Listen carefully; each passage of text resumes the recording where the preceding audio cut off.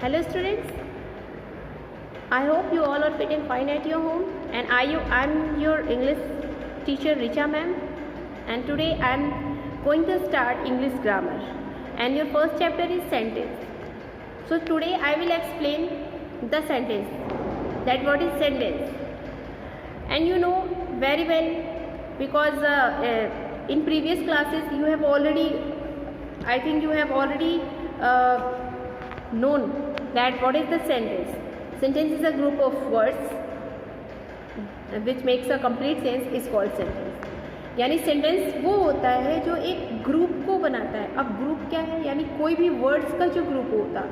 जैसे लेटर से वर्ड्स बनते हैं और वर्ड से क्या बनते हैं, सेंटेंस बनते हैं. ठीक है, तो जो वर्ड्स के ग्रुप होते हैं और उसका एक प्रॉपर सेंस निकलता है, यानी उसका एक प्रॉपर मीनिंग जब निकले और वो एक या तो प्रॉपर उसका सेंस हो, यानी वो एक अर्थ दे, तभी वो सेंटेंस होता है. ठीक है, तब we can say that this is the sentence. Okay, so today I will teach you the sentence. So let's start. Okay student, so first of all I will tell you the definition of sentence. This is the definition of sentence. A sentence is a group of words which makes a complete sense is called sentence. यानी sentence वो होता है जो एक words का group होता है और एक कंप्लीट सेंस देता हो, वही सेंटेंस है. ओके, आज मैं today I will tell you that how to recognise the sentence. यानी आज मैं आपको कुछ ऐसी चीज़ें बताऊंगी जिससे आपको ये पता चल पाएगा कि कैसे हम सेंटेंसेस को पहचानते हैं. ठीक है,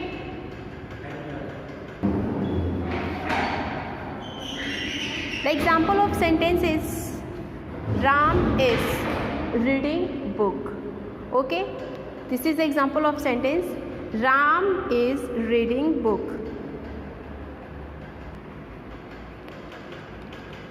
you can see clear, Ram is reading book. ठीक है, जैसे राम एक वर्ड है, राम इज अ वर्ड है, रीडिंग एक वर्ड है और बुक, इसको मिला के हमने क्या बना दिया, एक सेंटेंस. ठीक है, अब सेंटेंस बनने का मतलब ऐसा नहीं है कि हम कोई भी वर्ड्स उठा लें और उससे अगर सेंटेंस बना दें तो वो सेंटेंस होगा. नो, बिकॉज यहाँ पे देखिए क्या रहा है डेफिनेशन में, a sentence is a group of words which makes a complete sense, यानी जो एक कंप्लीट सेंस बनाता हो, यानी वो कंप्लीट सेंस दे, उस सेंटेंस का एक मीनिंग हो, वही आपका सेंटेंस होगा. तो राम इज रीडिंग बुक, यहाँ पे एक कंप्लीट सेंस है कि राम बुक पढ़ रहा है, किताब पढ़ रहा है. ठीक है, तो यहाँ से एक सेंस मिल रहा है कि Ram is reading a book. जैसे कि आपको समझ में आ गया ना कि Ram is reading a book. तो राम एक वर्ड है, इज एक वर्ड है, रीडिंग एक वर्ड है और बुक एक, अब सारे वर्ड्स का एक हमने ग्रुप बना दिया और जिसका एक कंप्लीट सेंस निकले, तो अब ये क्या हो गया, एक सेंटेंस हो गया. ठीक है, तो अभी कुछ वर्ड्स मैं आपको लिख के दूंगी, इसको आपको फाइंड करना है. जैसे द फ्लावर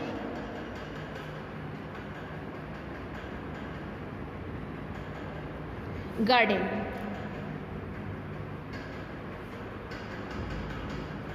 अब ये देखिए, जैसे यहाँ ग्रुप तो बन रहा है, वर्ड्स का ग्रुप तो बन रहा है यहाँ पे, जैसे द फ्लावर, गार्डन, इज, इन, यहाँ पे वर्ड्स का ग्रुप तो बन रहा है. ये एक वर्ड है, this is a word, this is also a word, लेकिन क्या एक कंप्लीट सेंस दे रहा है ये, यहाँ पे एक कंप्लीट मीनिंग निकल रहा है इसका, नहीं ना. द फ्लावर, गार्डन, यहाँ एक कंप्लीट मीनिंग नहीं है, तो वी कैन नॉट से this is the sentence. Okay, तो अगर इसको हम सेंटेंस बनाएंगे तो कैसे बनाएंगे, जैसे इसको अगर हम एक सीक्वेंस में लिखते हैं. ठीक है, द फ्लावर इज इन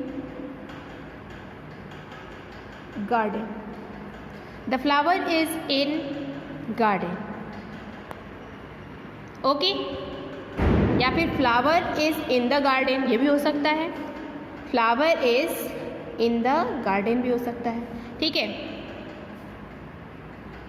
तो ये एक कंप्लीट से मीनिंग दे रहा है. ठीक है, अब नेक्स्ट एक रूल होता है कि अगर सेंटेंस में कोई भी वर्ब हो, जैसे फ्लावर के बाद ये वर्ब आया है इज, ये एक क्या है, वर्ब है, लेकिन कौन सा वर्ब है, तो हेल्पिंग वर्ब है, ठीक है। कौन सा वर्ब है, हेल्पिंग वर्ब है, ठीक है। तो कोई भी एक वर्ब आना चाहिए, चाहे वो हेल्पिंग वर्ब हो चाहे वो मेन वर्ब हो। अगर सब्जेक्ट के बाद एक हेल्पिंग वर्ब या मेन वर्ब हो, कोई भी वर्ब हो और ऑब्जेक्ट हो, यानी एक सब्जेक्ट है प्रेडिकेट, तो वो एक सेंटेंस बन जाता है, ठीक है। ओके स्टूडेंट, एक और एग्जांपल देखते हैं।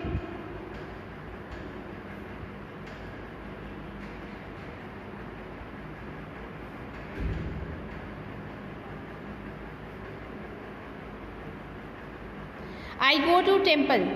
अब यहाँ पे आपको रिकॉग्नाइज करना है, इज इट सेंटेंस और नॉट, ये सेंटेंस है या नहीं है, बताइए। यस, डेफिनेटली ये एक सेंटेंस है। यहाँ पे एक मीनिंग निकल रहा है, जैसे आई गो टू टेम्पल, यानी मैं टेम्पल जाता हूँ। तो आई गो प्रेजेंट इंडेफिनिट टेंस में है ये, आई गो टू टेम्पल यानी मैं मंदिर जाता हूँ। तो यहाँ पे एक वर्ब आ गया, चाहे कोई भी वर्ब आए, या फिर एक हेल्पिंग वर्ब आना चाहिए, या तो एम भी आ सकता था, और या फिर अगर एम आएगा तो यहाँ गोइंग हो जाता, बट ये प्रेजेंट इंडेफिनिट में है तो यहाँ पे मेन वर्ब आ गया सब्जेक्ट के बाद। तो आई गो टू टेम्पल, ये भी एक वर्ब ही है, मेन वर्ब कहते हैं इसको। इसको कौन सा वर्ब कहते हैं, मेन वर्ब कहते हैं, ठीक है। तो सेंटेंस में कोई भी एक वर्ब आना चाहिए, चाहे वो हेल्पिंग वर्ब हो चाहे वो मेन वर्ब हो, ठीक है। हेल्पिंग वर्ब कौन कौन से होते हैं, जैसे is, am, are, has, have, will, shall, had, ठीक है। ये सारे जो भी आते हैं ये सारे हेल्पिंग वर्ब होते हैं, ठीक है। और मेन वर्ब आप देख ही रहे हैं, जैसे गो इट, या फिर इट यानी EAT इट, ठीक है, इट, या फिर जंप, वॉक, ये सारे जो होते हैं मेन वर्ब होते हैं, ठीक है।